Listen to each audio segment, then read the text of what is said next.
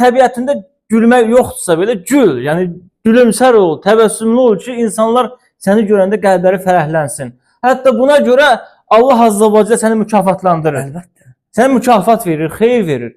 Yəni əgər sən mültəzimsənsə, saqqallısansa, təbəssümün də olsun. Bu nə gözəl olar, nə yaxşı olar. Və insanlar zahirən belə deyək, yəni insanın zahirinə fikir verirlər, yəni təbəssümünə fikir verirlər. Və belə olan halda insanlar səni sevməyə başlayacaq. Yəni insanlarla gözəl müamilə etmək lazımdır. Onlara qarşı yumşaqlıq etmək lazımdır. Hətta Allah Azza və Cəllə buyurur ki, peyğəmbər kimi insan, yəni Allah Rəsulu, aləmlərə rəhmət göndərilən bir Muhammed, sadiqul əmin, sadiq insan, əmin insan.